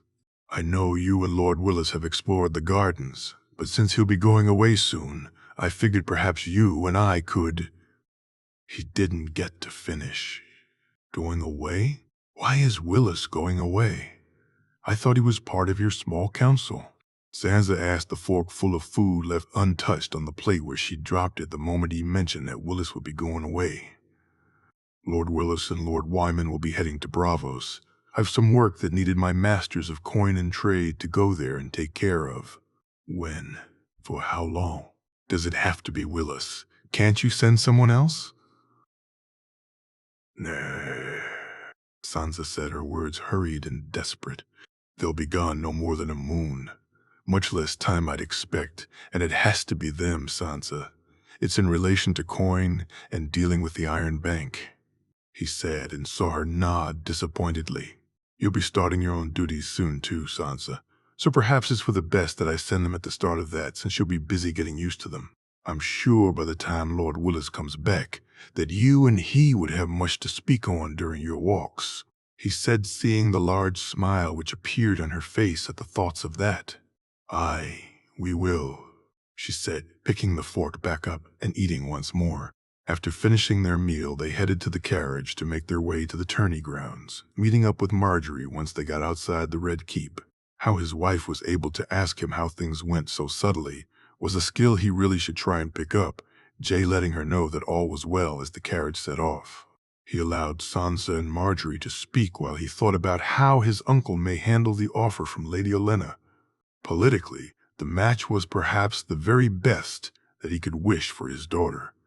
And yet his uncle may not think politically, so he hoped that he'd do as he was doing now and see for himself how Sansa felt about the match before he just dismissed it outright. The day's jousting felt like it went on for a long time, and he was surprised that Robb managed to make it through both his matches. The first one against a knight from Dorne running to Fort Tilts, while the second against one of the 100 going to 7. It was Sansa who pointed out the favor their brother wore, the white and green color of it easily marking out who it was from. "Do you think there's a merman or a mermaid embroidered on it?" he whispered to Sansa, making her giggle, though he did notice her look more than once to Willis's seat as she did so. Jay happy to see his good brother looking her way also. Sir Arthur, Sir Barristan, and Loras all rode excellently, Jay cheering them on as they won their tilts quite comfortably. Sir Daemon Sand, Jan Royce, Beric, and Thoros all won also, as did the Hound and Ser Jorah. The field quickly being whittled down to those who actually had a chance of winning, and he couldn't help the jealous feeling he got from watching them all compete. He'd wished so much to take part, but had been told both because of protocol, and that as the king, he'd not face a true opponent that he could not. That last part had been a hard thing to accept, even though he knew it was true. The idea of people not giving their all when facing him was something he'd never truly had to worry about before. He'd even considered dressing up in poorer armor and entering as a mystery knight. Or he had, until it had been pointed out by his wife that the fact the king wasn't sitting where he was supposed didn't make it that much of a mystery, now did it? Jay wishing he felt as his uncle did about tourneys, the idea of not wanting to show your skill off to anyone you may ever face being something he knew his uncle believed truly. Jay, though, did not think that way. He wished to show his skills off. He looked forward to it. People may learn how you fight, that was true. But it didn't mean they could ever match your skill, though. Barristan had appeared in tourneys for years. Arthur was out there showing just what he could do, and Jay knew it would make fewer men wish to test their mettle against either, not more. When the final joust of the day was set, Jay turned to Sansa asking if she wished to eat first or to have their walk. Unlike the day before with Olenna, they'd stayed and had lunch on the tourney grounds rather than head back to the Red Keep, and Sansa, he'd noticed, had not eaten too much.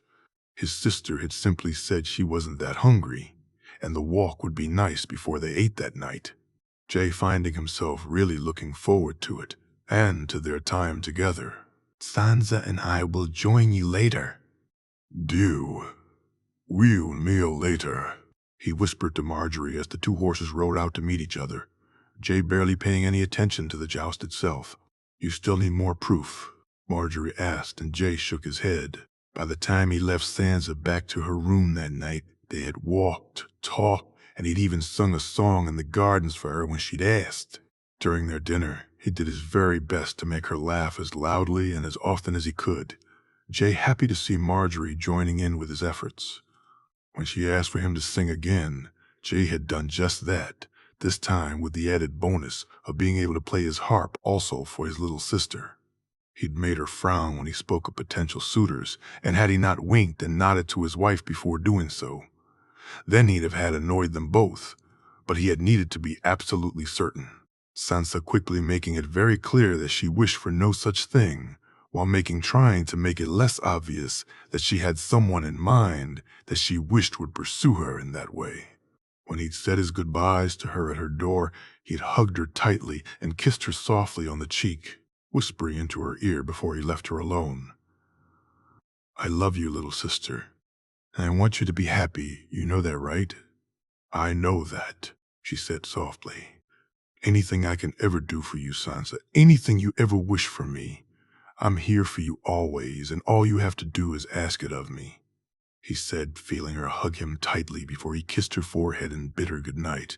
He meant every word he'd said and had come around completely. Willis would be a fine husband for Sansa, a man who'd give her all she wished for, and most importantly, a man she truly wanted to be with. If his help was needed, then he'd give it. If it was required for him to intervene, then intervene he would. His little sister deserved to be happy, and what was the point in being a king if you couldn't at least see that was done? The Wall 298 AC. Benjen Stark. Almost 1,000 men had arrived at Eastwatch and were marching towards them. Benjen, Jor, Bowen Marsh, and Sir Alistair, all having done their very best to make Castle Black ready for them. Had this been a few years earlier, then, they'd not have been able to accept them. They'd not have the room or the supplies to feed such a large group, let alone the other over 3,000 men who'd be coming behind them. The supplies that came from the west, the Reach and the north, had changed things and allowed them not just to fix some of the wrongs at Castle Black, but elsewhere too. Benjen knew that there were other castles on the Wall that would soon be manned, and that Eastwatch, the Shadow Tower, and Castle Black were all in better conditions than they had been in years. Supplies they had aplenty, men were what they lacked, and soon enough they would have far more of them than they knew what to do with. It both worried him and made him incredibly happy at the same time. The knowledge that he'd be leaving the Watch in better shape than he'd found it in was something he was proud of his nephew for, while the realization that he was leaving others to deal with the complications such a large arrival of men brought to the Watch was something he was very much not. They'd held meetings after meetings so that people could raise their concerns about what this meant for the Watch. The dangers of having such a large group of men who had fought together forced upon them was something they knew all too well. There were huge risks and numerous issues this caused, and he, Jor, Bowen, Cotter Pike, and Sir Dennis, along with Alistair and Sir Jeremy and others, had sat up nights going over each and every one of them.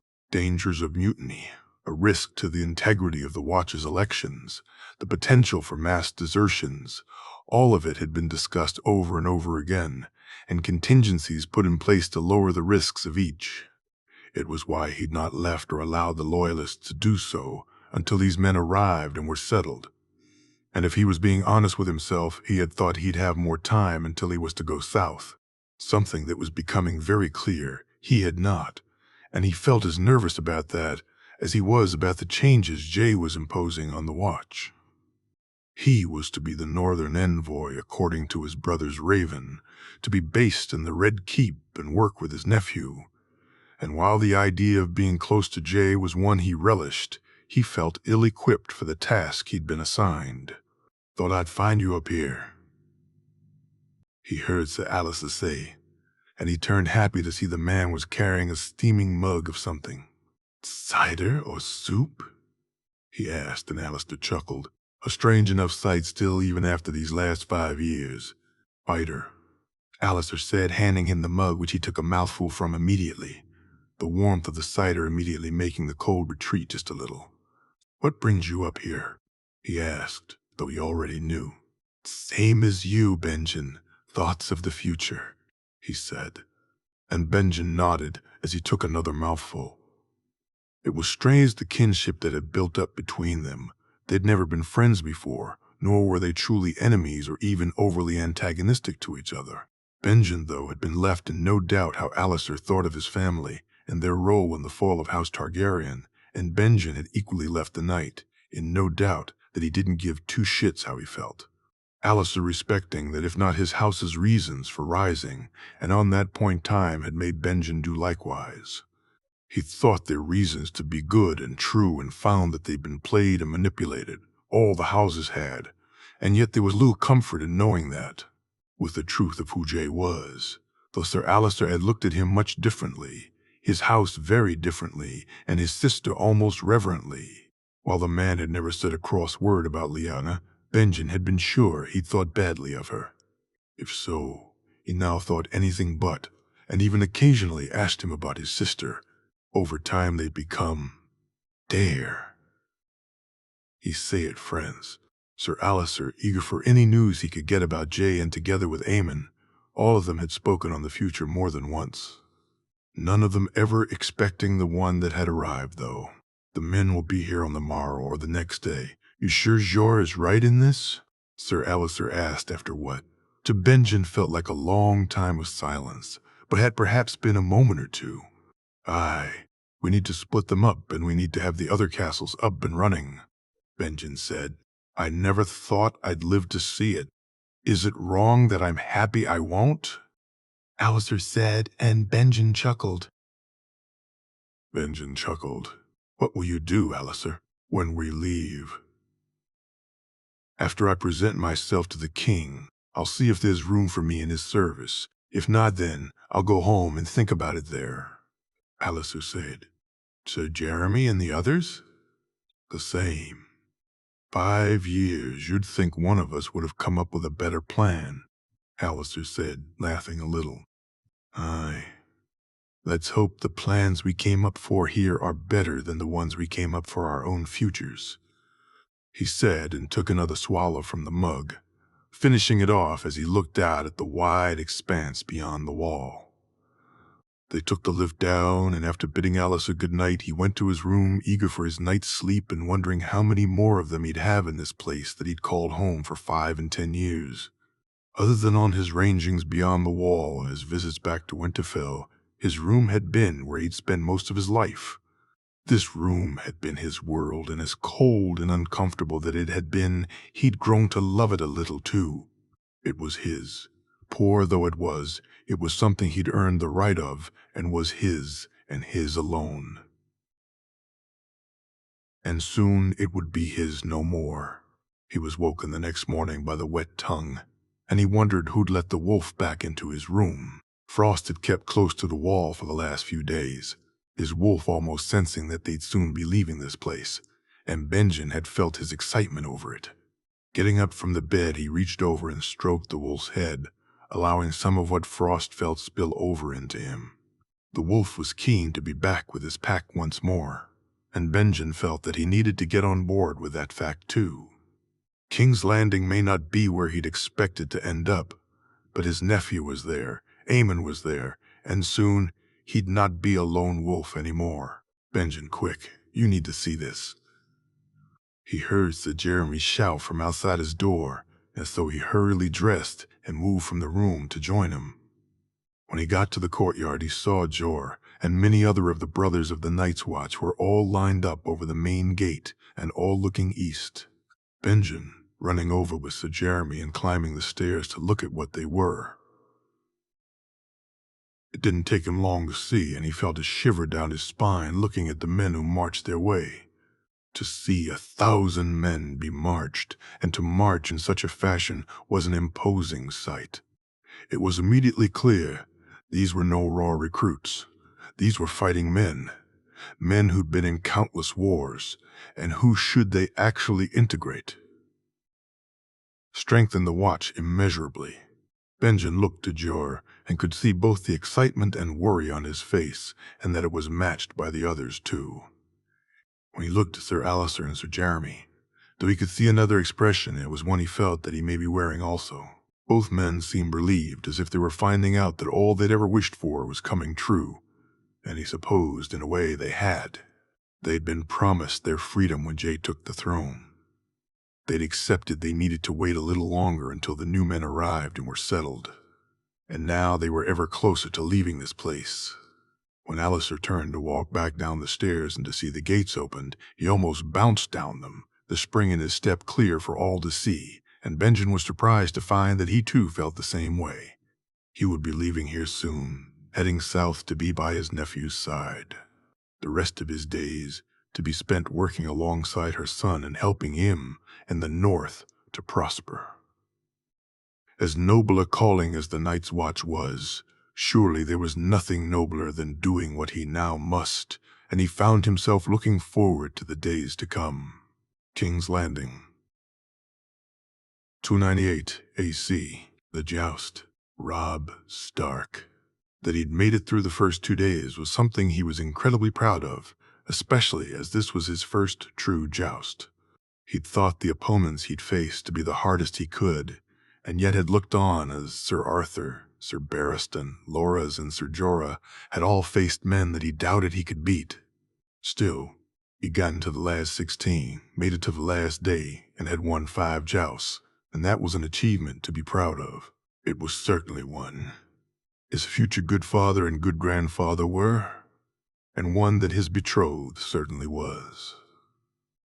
Winifred making it quite clear to him when they'd kissed the night before just how proud of him she was. His father had cheered him on.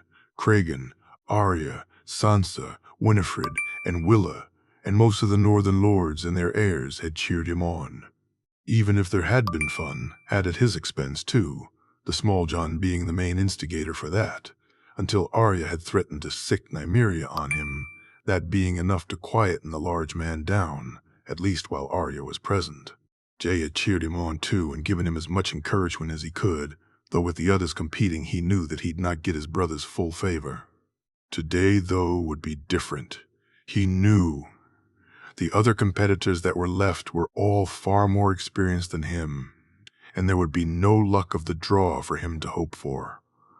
No matter who he was paired against, the fight would be a hard one, and even were he to make it through to the next round, it would only get harder still.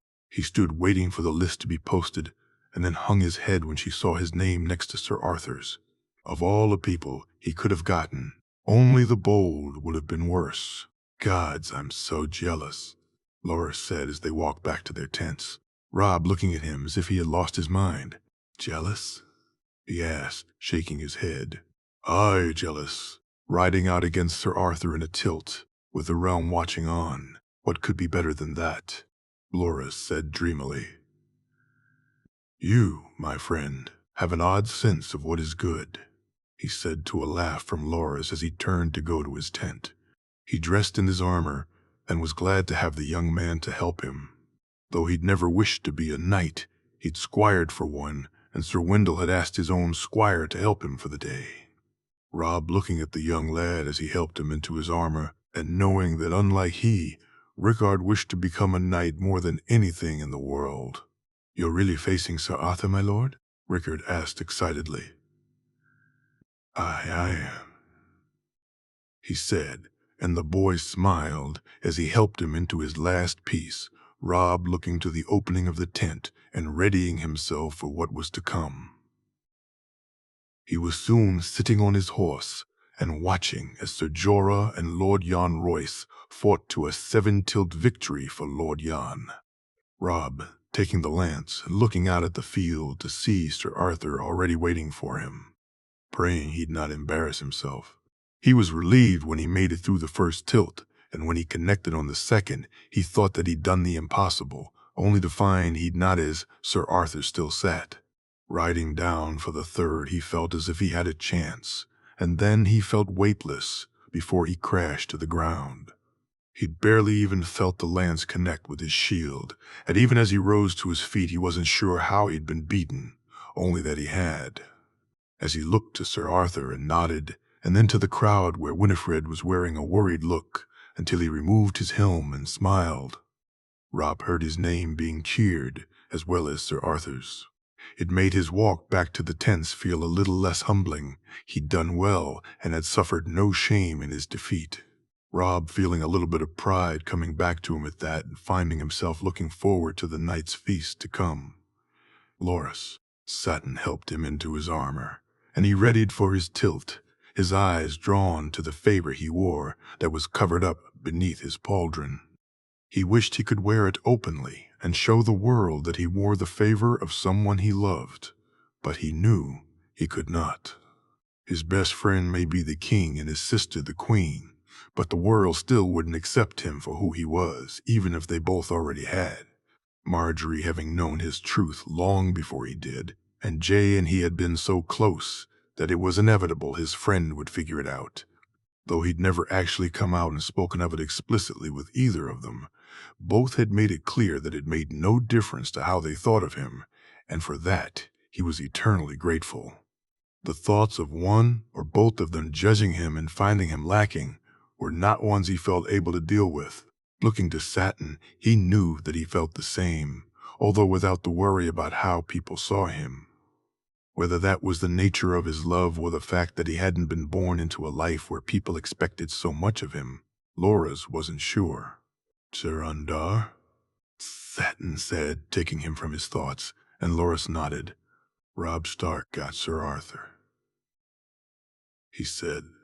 And Satin smirked, knowing how much he wished to face one of his brothers in the tourney. "Then you'll have to win your next match, won't you? Won't you?"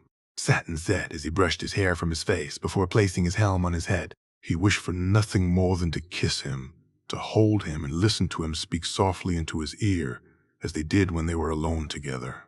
For now, he cleared those thoughts from his mind and made his way to Bluebell, and then he took the flowers from Satin's hand and rode out to the cheers of the crowd. The Knight of Flowers, they called him. For his cloak, his horse, and his handing out of the roses his house were so famous for. Loras, living up to the image, if not the truth of that image, as he handed out the roses to the pretty girls of the court. That he didn't need to look up to see Jay roll his eyes only showed just how well they knew each other, and he also knew that while his friend would make a jape at his expense, his sister would sit and defend him vigorously. Looking to where his family sat, he saw Willis speaking animatedly to Sansa before both of them waved down at him, and he nodded and then made his way to Satin to take his lance. He looked down to the end of the tilt yard at Sir Undar Royce, and once the signal was given, he raced towards him. The first tilt was a draw, and he felt he took the second. The third, though, was where it ended, and Loras found himself jumping from his horse worriedly when Andar crashed to the ground. He'd caught him so flush that the knight had been thrust from his horse much harder than he'd intended, and the noise of him crashing to the ground made the crowd, and he worried for the Royce heir. Loras relieved when he felt the man move, and when he opened his helm to see and hear from Andar's own lips that he was unharmed. He watched the remaining matches take place, and soon enough was ready for his next ride. This time he was drawn against Lord Beric, and he once again set about doing his routine before he readied for his match. Thankfully, there was no dramatic fall, no worry over his opponent, and he took the match in 4 tilts and to loud cheers before riding to the back. Making it to the last 4 meant that he'd likely face Barristan or Arthur, and no matter the result, for that alone he'd consider today a victory. Barristan. He'd not wished to compete in the tourney, and had even asked the king to allow him to miss it, only for his request to be denied. The king telling him that while he appreciated his concerns, this was the first tourney that Arthur was competing in since Harrenhal, and he'd much prefer him to actually face some competition. Something that he knew he said so loudly just to irk Sir Loras and have fun at his expense.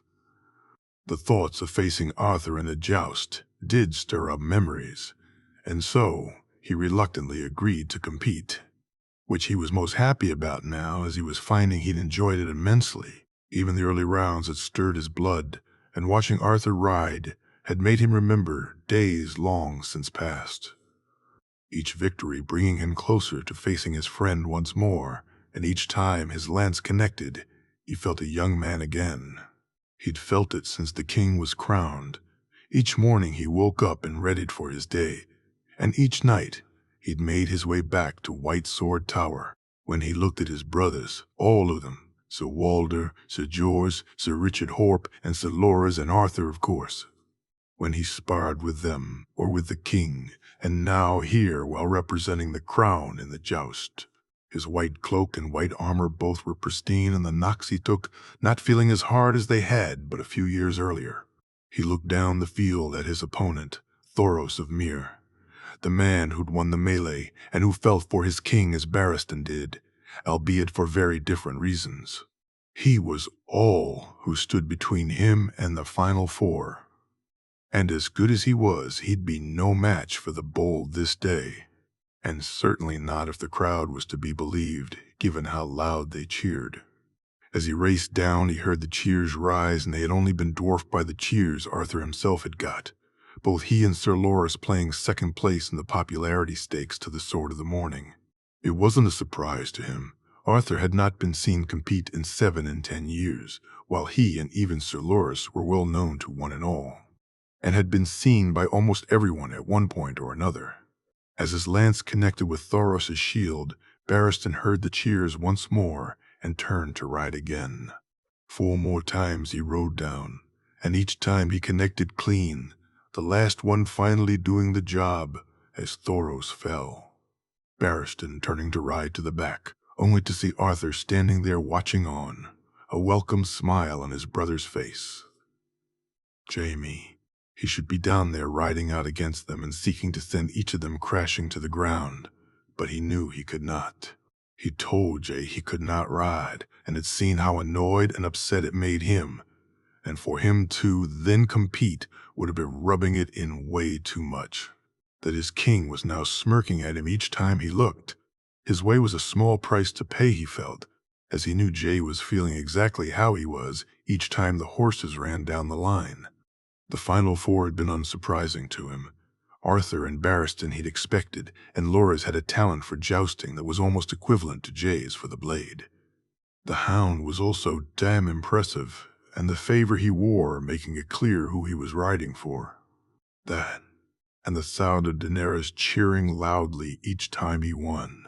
There was nothing romantic between them, which was something his wife had pointed out when he'd looked and seen what he wore on his arm. More. It was a different type of devotion. The Hound was expressing as he knocked people to the ground and tore through the field in the melee and now the joust. The crowd hushed as Sir Arthur came out to face him. The stakes suddenly raised, and Jaime felt his heart begin to pound in his chest. No matter how often he'd been at jousts or how many times he'd raised his sword, Arthur was still the very best he'd seen do both. There was an elegance to what he did that others just didn't possess. Barristan, Loras, he, Jay, all of them had skills and talents, and on the jousting field the matches were far more even than they would be in the sparring yard. But none of them had that combination of lance work and horsemanship that Arthur had, nor the casual way he made it all look. Jay was unmatched on a horse. Loras was perhaps as good with a lance.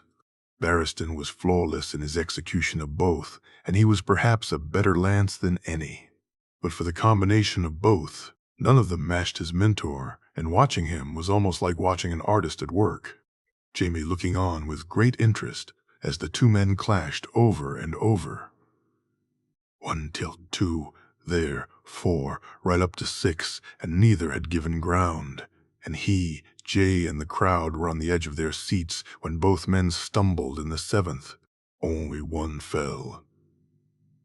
And it was soon clear it was not to be the princess's day to wear a crown. Arthur hanging on while the Hound fell to the ground and the crowd cheering as loudly as he'd ever had it. "I thought he was done for," Geryon said, and Jaime caught Joy shaking her head. No, Sir Arthur was always going to win. His cousin said, and Jaime turned to look at her. "And who'll win the next match, cousin?" he asked.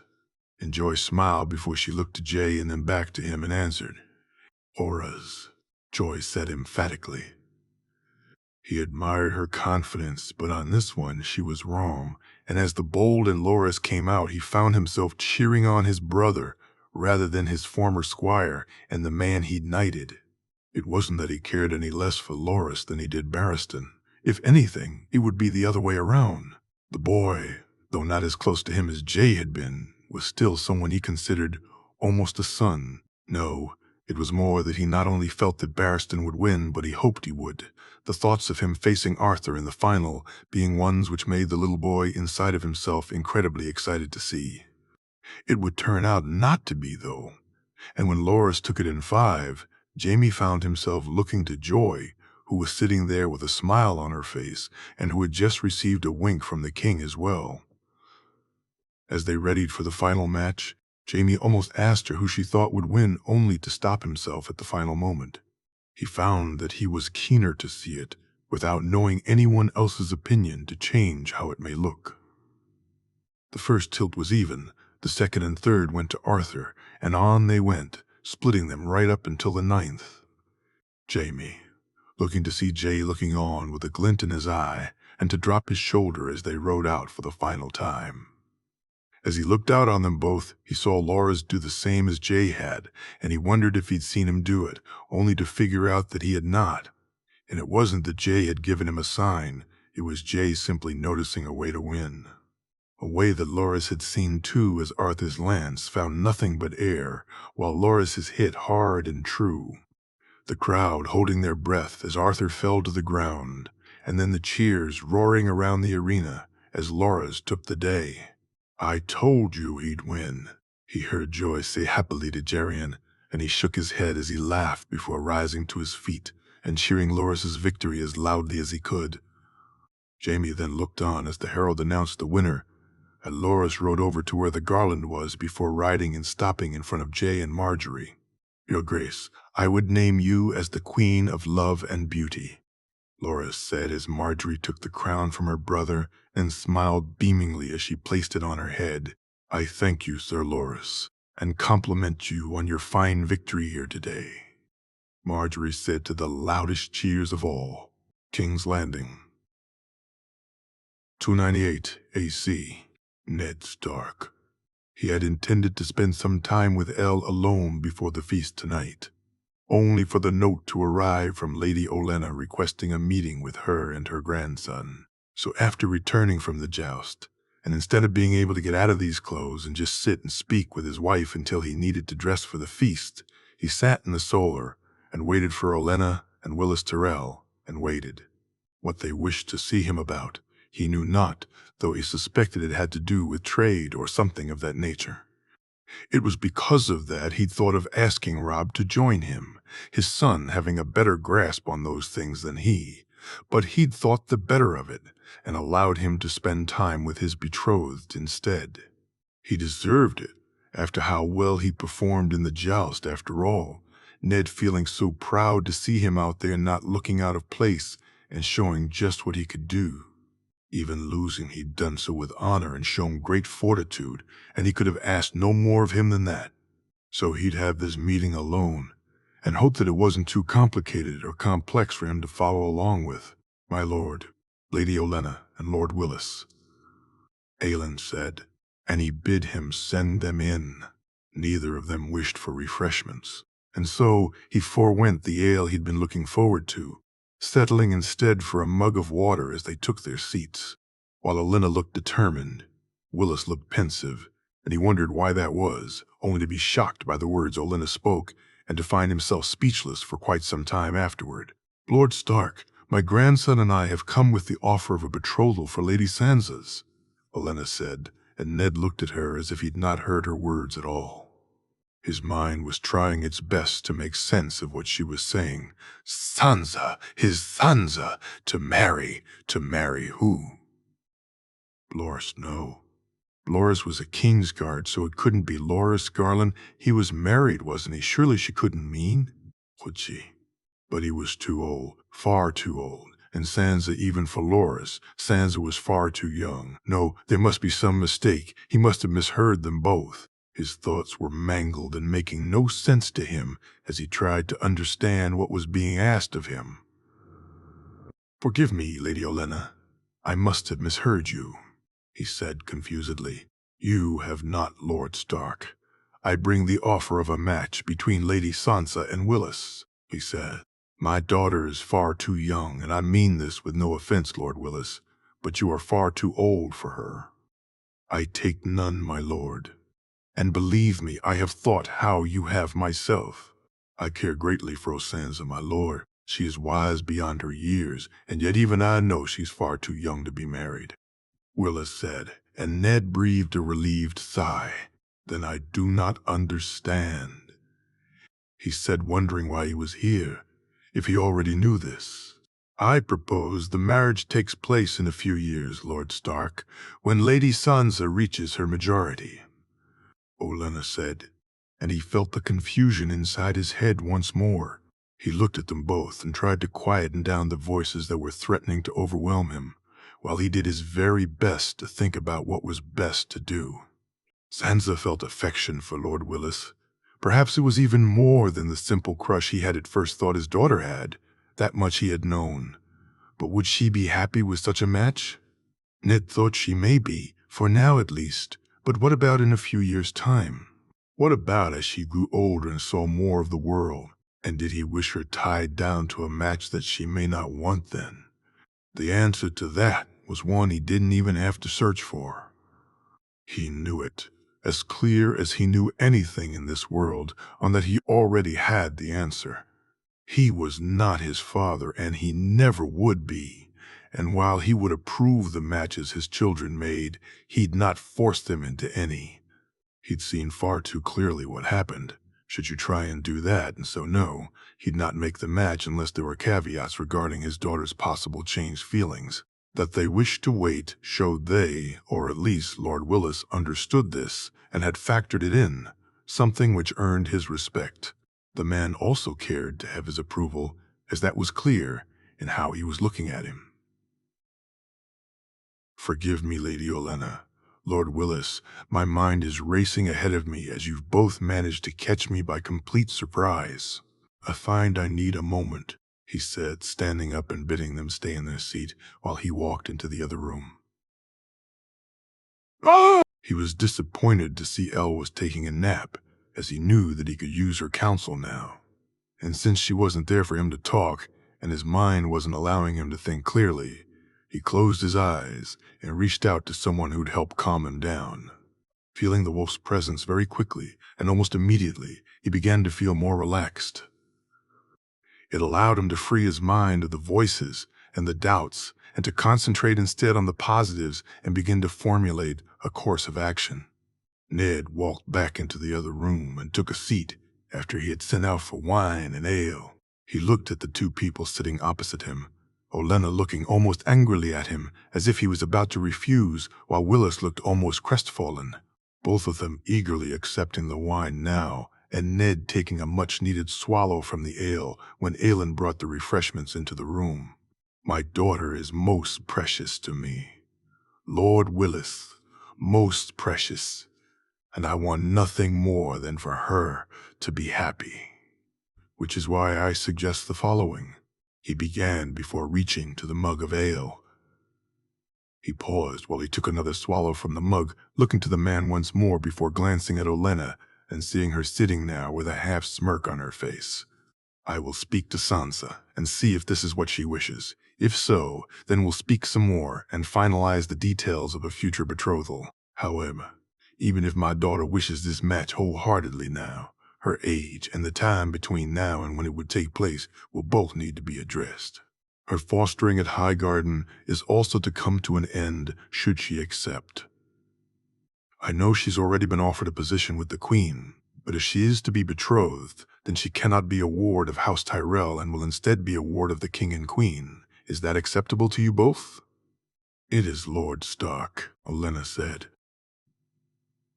"While I have no doubts of your character, Lord Willis, or make no aspersions to it, I'd ask for your word that you'll continue to behave honorably and that my daughter's virtue will never be called into question while you are both unwed." "I give it freely and truly, Lord Stark," Willis said firmly. "Lastly, I know you are both aware of my sister and her own betrothal, and while this would be nothing like that, I'd seek one final assurance." "My lord?" Willis asked, confused. "Should, for whatever reason, Sansa decide that this marriage is not what she wishes for, should how she may feel or may not feel change, then I expect all of us here in this room to respect her choice. Without question, my lord. Without hesitation or recriminations. I swear it on the mother, Lord Stark. If for reason this is not what Sansa wishes, now, in the future, ever. If it's not what she wants, then I give you my oath that I'll accept and respect her choice no matter what that choice may be," Willis said so firmly and determinedly that Ned almost didn't know what to say next. He actually felt himself sitting silently for a moment, not because he was doubting what he was about to do, but because he wasn't sure how to react to Willis's declaration. "Then I shall speak to my daughter and find out her mind to this, and shall inform you of my decision once I have," he said. After they left, he sent for Sansa and waited in his room looking down on his wife as she slept, hoping he was making the right choice and feeling for once that he was. Sansa arrived so quickly that he felt that either she was aware of what had happened or that the gods were at work. Ned having her take a seat in his room and readying to speak to her on what Lord Willis and Lady Olenna had said to him, and it soon becoming clear that she didn't know anything about it at all. "Lord Willis and Lady Olenna paid me a visit," he said. And Sansa looked at him confusedly. "For why?" she asked, making it even more clear it was not something she'd known about. "To speak on you." "To speak on you," he said softly, and her confused look only deepened. "Me?" she asked. "Sansa, I need you to be truthful with me. Can you do that, sweetling? No matter how you feel or what you may think I may say, can you do that for me?" he asked, and she nodded nervously. "Lord Willis, Sansa, how do you feel about him?" "Father, Willis, he's not, I've not," she said, and he moved from his seat and sat beside her, putting his arm around her. "No one has said anything to the contrary, Sansa. You're in no trouble, nor is Lord Willis. Can you tell me how you feel about him, please, Sansa?" I love him, Father," Sansa said, her voice almost a whisper, and he saw her look down to her lap, where her hands were both squeezed tightly together. "Good," he said, and her head snapped up to look at him, Ned leaning in to kiss her cheek. "Lord Willis has asked for your hand, Sansa." The smile she gave him was as true as any he'd ever seen from her. It was beaming right up until it was not, and then she looked at him worriedly. "Did you refuse?" she asked, her worry clear. "She is grounding. I told him and Lady Olenna that I needed to speak to my daughter first, to see her mind on this match. It would please you?" he asked before he took a deep breath. "It would, Father. Truly it would. I wished for it more than anything I've ever wished for, even more than I had wished to foster in Highgarden. He's a good man, Father. Good and true, just as you are, as John is. I can think of no man I'd wish for my husband more than he. It would seem that Lady Olenna and I will need to work out the finer details then, would it not?" he said. And before he knew it, he was wrapped up tightly in his daughter's arms, Sansa hugging him with all she had, and Ned finding himself leaning in and hold her back just as tightly. "Thank you, Father, thank you," she said over and over again, and Ned thanked the gods that he was able to handle this far better than his own father had.